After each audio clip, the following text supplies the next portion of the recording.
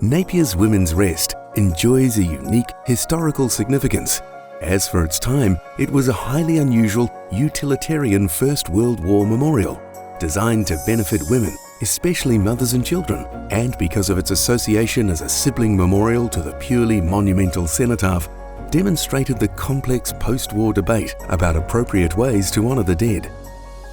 In mid-1924, after reportedly lengthy public discussion and some controversy, it was agreed that Napier's War Memorial would take the form of a cenotaph and a women's rest, a public facility for women, including toilets and plunket rooms.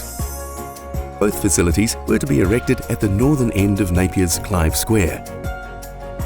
A huge crowd attended the cenotaph's unveiling in 1924, while the following year, now renowned architect Louis Hay presented his cruciform Frank Lloyd Wright influenced design for the Women's Rest building, which was officially opened on Anzac Day 1926.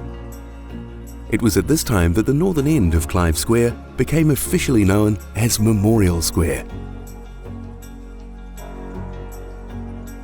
Sadly, like a good portion of Napier's community and architecture, the Women's Rest was severely damaged by the Hawke's Bay earthquake of February 3, 1931.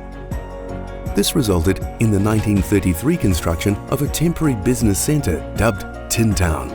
Housing some 50 local businesses, Tin Town was constructed around the beleaguered Women's Rest, enabling its restoration and subsequent reopening in 1934. Over the years from 1942 to 1983, various additions were made to the building, most notably the closing in of its distinctive verandas and infilling of the open piazza.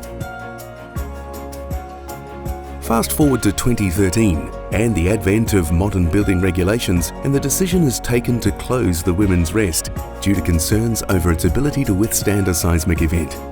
This sees the site vacant for almost a decade before Napier's Art Deco Trust makes its 2022 approach to the Napier City Council, beginning a partnership to restore and occupy Napier's iconic Women's Rest. With both parties signing a lease in 2023, work begins to gather a passionate team of local professionals to undertake the building's restoration and revitalisation. Bringing the Women's Rest back to life includes a wide range of structural and aesthetic work.